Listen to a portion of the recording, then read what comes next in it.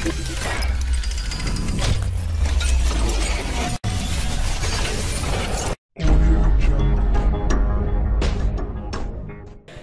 yangma an filɛlibaga cɛ ani muso denmisɛnnin ani mɔgɔkɔrɔba Mali kɔnɔ fu Mali kɔ kan an b'a fɔ dante foli min na k'a fɔ ye ko nin y'aw ka micro trottoir mandi ye nin ye o daminɛtɔ ye an ka bi question bɛ jumɛn ka an ka président Assimi Goïta kunungo a ka discours kɔnɔna na a ye décision dɔ ta ayiwa kanubagaw b'a dɔn décision in kɔni a kɔni ka di fɔdala la a ka di n'a sera ka kɛ fana président ko ne y'ale sara n'i y'a tila 3 ye 2 k'a b'a bila an ka faso kɛsu kɔnɔ 1 a yɛrɛ bɛ to n'o ye a ka gouvernement minnu bɛna sigi k'a bɛ dɔ bɔ bɛɛ sara la k'a bila faso kɛsu kɔnɔ ka se ka an ka jamana k'a dɛmɛ cogoya min na ni o wari ye ayiwa kanubagaw président ka nin décision in an bɛna don dugu kɔnɔ ka mɔgɔw hakilinata ɲininkali kɛ nin question in nin décision in kan n'a a ka ɲi walima n'a ma ɲi nɔ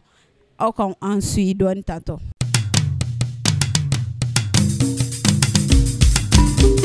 An sɔgɔma ani awa sɔgɔma somɔgɔw sino i tɔgɔ ni jamu ne tɔgɔ Burama Sisoko. Burama Sisoko. Sisoko. Ok basi tɛ yen nɔ an sera ma bi sɔgɔmada na ka se ka aw hakilina dɔ an ka président kura ka décision na a ye décision min ta a ko n'a a sigira sisan n'a ka gouvernement mɔgɔw bɔ u bɛɛ sara la ko ka bila faso kɛsu kɔnɔ donc e yɛrɛ hakilina ta ye jumɛn ye président ka nin décision in na. Bon président ka décision in a y'a kɛ a ka ɲi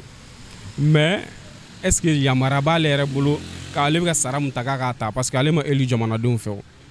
ne nin kɛra coup d'état tɛ se ka ban nin kan kan ale kan ka jɛ sara yɛrɛ de kɔ n'a nana ko Mali ka d'a ye k'a b'a fɛ ka baara de kɛ jamanadenw ka lafiya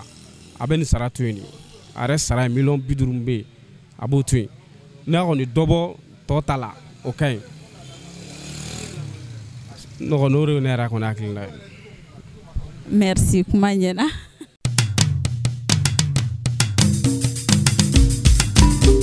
Ani sɔgɔma ni fa. Anba ni sɔgɔma. Somɔgɔ i tɔgɔ ni jamu. Segu Bagayogo. Segu Bagayogo. Ok basi tɛ yen nɔ bi an sera ma sɔgɔmada na an ka président ka décision na a ko a ye décision ta n'a ka gouvernement mɔgɔw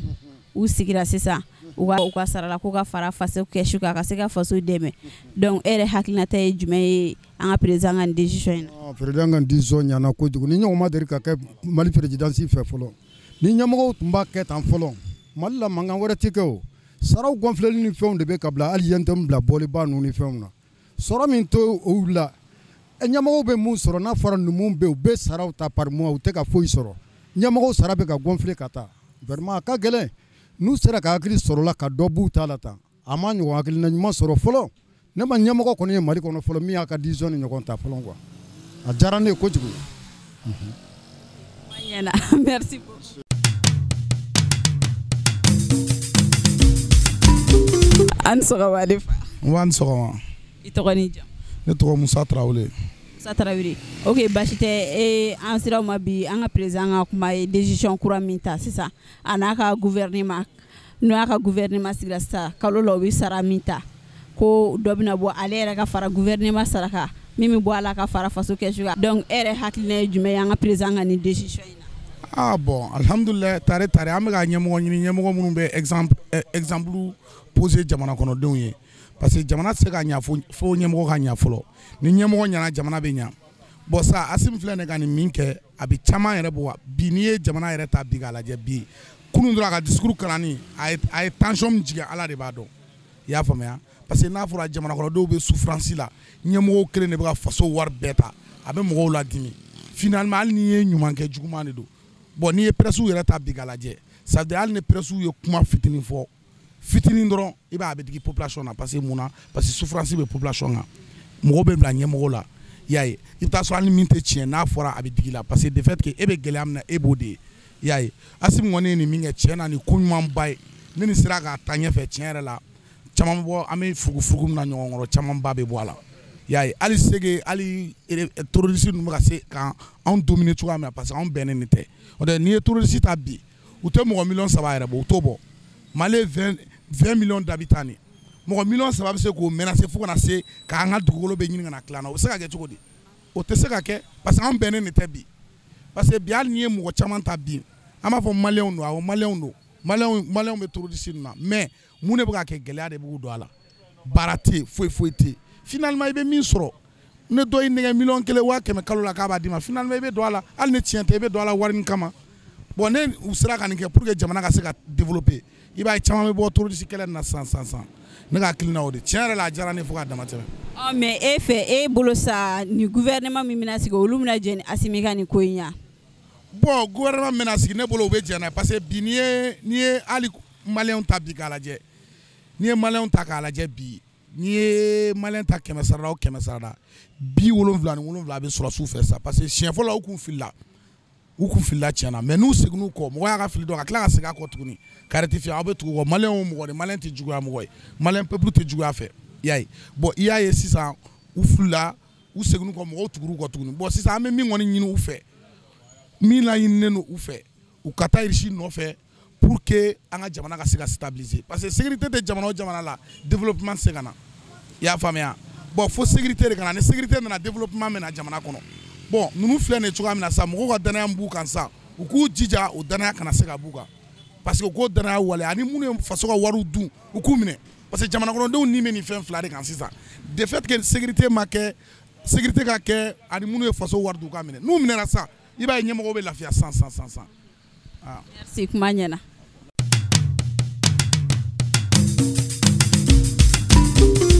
An sɔgɔma. I yɛrɛ ni sɔgɔma. I tɔgɔ ni jamu. Ne tɔgɔ ye Agibital. Agibital. Ok basi tɛ an sera ma an ka kunu président ka décision kura tali la a ko a n'a ka gouvernement n'ale sigira sisan n'a ka gouvernement u sara u ka primature kalo sara la sisan ka fara an ka faso kɛsu kan donc e hakilina ye jumɛn ye président ka nin décision in na. Mais fɛn ma ɲɛ ko bɔ ni mɔgɔ sɔrɔla ka nin fɔ ko ka dɔ bɔ ale ka sara la ka fara jamanaden bɛɛ ka fɛn kan o ye hɛrɛ de ye nin tun kan ka kɛ a mɛnna o ya n'ale hakili sɔrɔ ka nin kɛ vraiment a ni ce foli la bɛɛ de kan ka nin kɛ bɛɛ kan ka jɛ i ta nin kɔ ka hinɛ Mali la ka fara Mali kɛsu kɔnɔ o de ka ɲi ya. Mais e yɛrɛ bolo sisan u bɛna gouvernement mɔgɔ kura minnu bila gouvernement kɔnɔ sa olu bɛna jɛn ni nin décision in ye. Bon n bɛna jɛn n'a ye n tɛna jɛn n'a ye o ye ko wɛrɛ ye mais e kɔni b'a dɔn sa mɔgɔ min kɔni ye jɛra a yɛrɛ t'a kɔ ka fara faso kɛsu kan e b'a dɔn kɔni normalement e yɛrɛ fana kan ka jɛ t'a kɔ ni faso ko don i fana kan ka jɛ t'a kɔ ka fara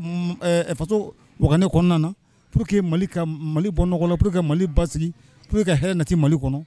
o de bɛ na ni keleya ye o de bɛ ni hɛrɛ ye mais ni ko kiri jɛ t'a kɔ o de fana ye ko wɛrɛ ye ya. Merci kuma ɲɛna.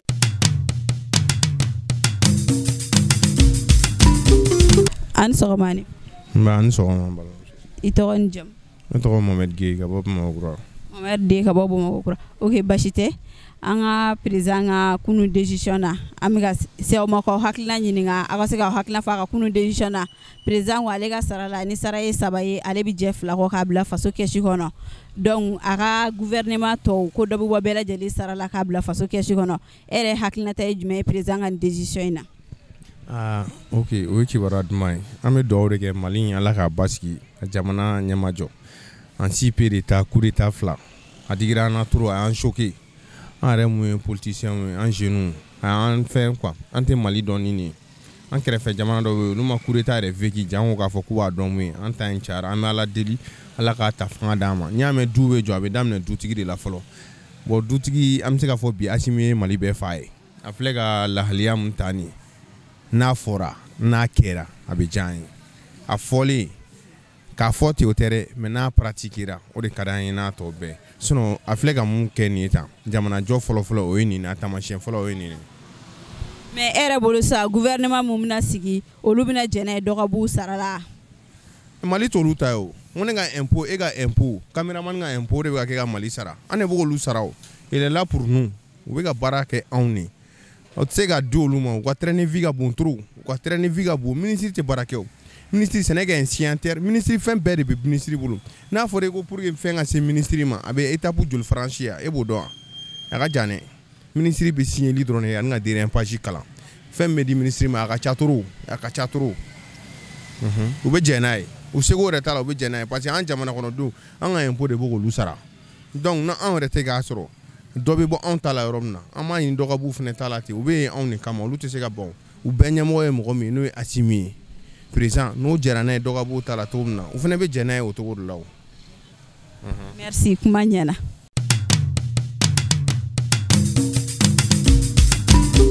An sɔgɔma ne fa. An sɔgɔma. I tɔgɔ ni jamu? Ne tɔgɔ Aruna Touré. Aruna Touré. Ok basi tɛ an sera ma bi k'aw ɲininka an ka président ka décision kura tali la. Président ko ale sara la ni sara ye 3 ye sisan ko 2 bɛ bɔ ale ta la k'o bila an ka faso kɛsi kɔnɔ dɔ bɛ bɔ ale ka gouvernement bɛɛ lajɛlen ta la k'a bila faso kɛsi kɔnɔ donc e yɛrɛ hakilina ye jumɛn ye président ka nin décision in na? Bon président décision min fɔ a ka ɲi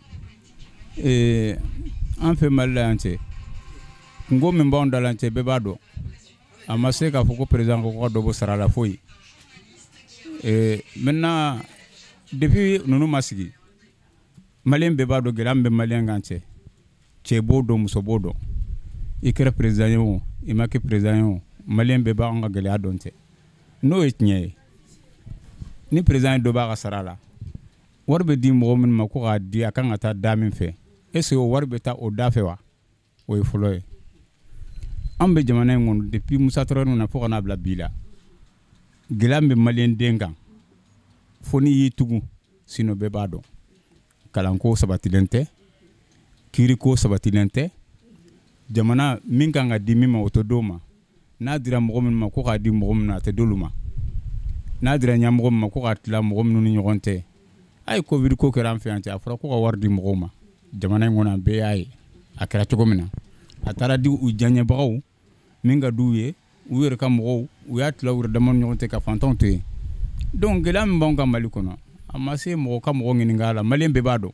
ni min y'i tugu k'a fɔ k'i bɛ ko wɛrɛw de kɛ sinon jamana in tagabolo ye min ye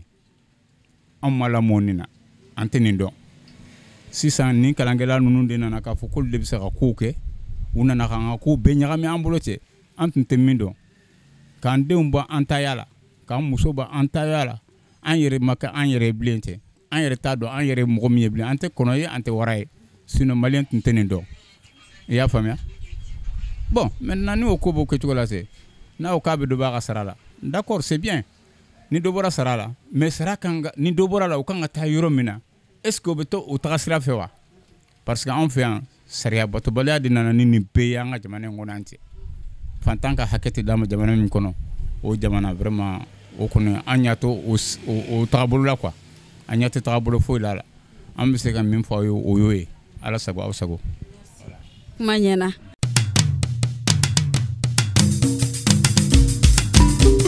An sɔgɔma ne fa. Ba ça va somɔgɔw. I tɔgɔ ni jamu? Ne tɔgɔ ye Mahamani Keli. Mahamani Keli. Ok basi t'a la an sera ma bɛɛ an bɛ k'aw ɲininka président ka kunu décision na n'a a ka content ye min ye a ka se k'o fɔ an ɲɛna président ko ale sara la ni ale sara n'a bɛ tila 3 ye sara 2 k'a b'a bila faso kɛsi kɔnɔ sara 1 a yɛrɛ bɛ to n'o ye a ka gouvernement min bɛna sigi ko dɔ bɛ bɔ bɛɛ sara la ko ka bila faso kɛsi kɔnɔ donc e yɛrɛ hakilinata ye jumɛn ye président ka nin décision in na? Bon ne hakilinata tɛ dɔwɛrɛ c'est bien ni ɲɛna ni président bɛɛ tun b'a kɛ tan sisan o b'a sɔrɔ an taara ɲɛ vraiment a b'a jira an na k'a fɔ k'a ye baarakɛla de ye a nacogo donc vraiment an content na o la kojugu a ka continuer tan même ta ka corruption kɛlɛ o de ka d'an ye quoi voilà. Mais e yɛrɛ bolo sa président bɛna nin min kɛ gouvernement min bɛna sigi u bɛna jɛ ni président ka nin ya? Donc ni faso jɔko b'u ma u bɛ jɔ n'a ye kɛ mais ni min t'a faso fɛ o tɛ jɛ n'a ye o ye ne hakilina ye. Merci kuma ɲɛna.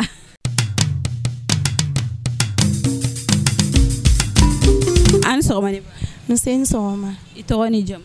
Ne tɔgɔ Madame Kante Tata Sissogo. Madame Kante Tata Sissogo. Ok juguman tɛ an bɛ ka s'aw ma k'aw se ka aw ɲininka an ka président ka kunu décision na président ko k'a bɛna dɔ bɔ a sara la n'ale sara kan ka tila 3 ye ko 2 k'a b'a bila faso kɛsi kɔnɔ parce que ka se ka faso dɛmɛ donc 1 k'a yɛrɛ bɛ to n'o ye a ka gouvernement min na sigi ko dɔ bɛ bɔ bɛɛ lajɛlen sara la ka bila faso kɛsi kɔnɔ donc e yɛrɛ hakilinata ye président ka nin décision ye? Bon ne hakilina ye min ye nin ka ɲi o ni bɛɛ tun y'a daminɛ nin na an tun tɛ se nin yɔrɔ ma ni bɛɛ tun fɔlɔla ka dɔ bɔ a sara la an tun tɛ se nin ɲangata in bɛɛ ma mais n'a y'a fɔ n'a y'a kɛ fana o ka ɲi parce que mɔgɔ caman b'a fɔ n'u b'a kɛ o fana tɛ kelen ye n sigitɔ n bɛ min fɔ ani n taalen ɲɛfɛ kelen fana tɛ se ka ko ye faso ko do a dontɔ o ka fisa mais est ce que a bɛna laban n'a kɔni y'a laban a ka d'an bɛɛ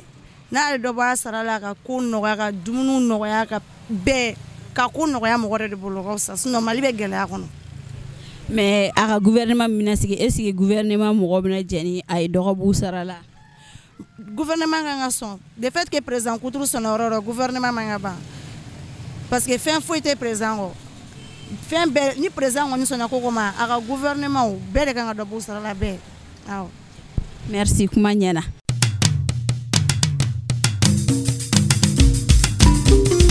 An sɔgɔma ne kɔrɔkɛ. Ma an sɔgɔma ne ba. Somɔgɔw. Tarasitɛ. I tɔgɔ ni jamu? Ne tɔgɔ Abubakar Diouf ka bɔ Bamakɔ. Ok basi t'a la an sera mɔgɔw ɲininka an ka président ka kunu décision na président ko a bɛna dɔ bɔ a sara la a sara n'a tilala 3 ye a bɛ 2 bila an ka faso kɛsu kɔnɔ 1 a yɛrɛ bɛ to n'o ye gouvernement min bɛna sigi k'a bɛ dɔ bɔ bɛɛ sara la ka bila faso kɛsu kɔnɔ donc e hakilina ye jumɛn ye président ka nin décision in na? A ka nin décision ye a diyara ne ye a bɛnna ne ma mais Assimi Goïta ko n ka foli b'a ye walayi. Mais est-ce que e da ma la a président gouvernement minnu bɛna sigi u bɛna jɛn n'a ye dɔ ka b'u sara la ka bila kɛsu kɔnɔ? U bɛ jɛn n'a ye. U bɛ jɛn n'a ye ni président dɛgɛrɛ bɔ dɔrɔn o de don u bɛ jɛn n'a ye. Voilà merci. Kuma ɲɛna.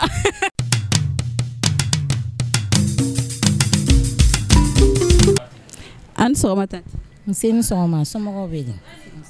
I tɔgɔ ni jamu? Ne tɔgɔ Madame Jara Nathalie. Jara Nathalie. Ok basi tɛ an sera mɔgɔ ka ɲininka an ka président ka kunu décision na président ko n'ale sara n'a kan ka tila 3 ye ko 2 a y'o bila an ka faso kɛsu kɔnɔ 1 a yɛrɛ b'o ta a ka gouvernement min bɛna sigi k'a bɛ dɔ bɔ bɛɛ sara la k'a bila faso kɛsu kɔnɔ ka se ka kɛ ka faso dɛmɛ e yɛrɛ hakilinata ye jumɛn ye président ka nin décision in na? Président ka nin décision diyara n ye hali bi Ala k'u bɛn ni hɛrɛ ye Ala k'u kɛ jamanaden sɛbɛ ye u ka se ka an ka gouvernement sɛbɛ u ka se ka an ka jamana dilan ka d'an ma mais wari bɔra président kun a donna kɛsu kɔnɔ donc o kɔrɔ k'a fɔ k'a bɛ président de bolo hali bi wari bɛ gouvernement de bolo ne bolo n'a ye dɔ bɔ a sara la ka dɔ bɔ gouvernement sara la u k'a lajɛ k'an ka usine minnu datugulen don k'u démarrer ka a lajɛ ka projet dɔw nati denmisɛnninw ka se ka baara sɔrɔ o kɔni ye ne hakilinata ye. Mais e bolo sa ka gouvernement mɔgɔw bɛna jɛn ni nin ye dɔ ka bɔ u sara la? Normalement u kan ka jɛn n'o ye an bɛ crise min kɔnɔ gouvernement kan ka jɛn n'o ye. Ok. Merci kuma ɲɛna tanti.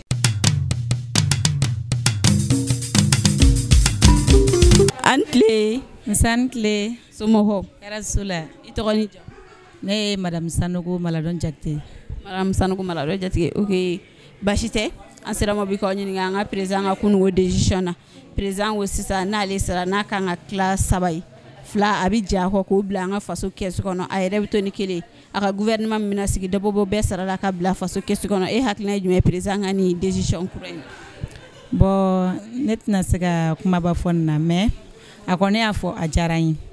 bon comme fɔ fɛnɛ ni kɛ tɛ kelen ye a y'a fɔ n'a sera ka kɛ a bɛ diya n ye cogo a bɛ diya n yɛrɛ yɛrɛ de vraiment a bɛ diya n ye u k'u hakili to jamanadenw na quoi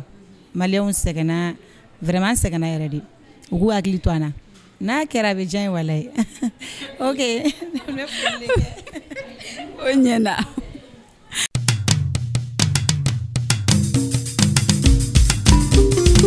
Ayiwa an balima cɛ ni muso an bɔra sisan ka don dugu kɔnɔ ka bɛɛ ɲininka a hakilinata la Assimi Goïta ka nin décision in na ayiwa a kɔni kɛra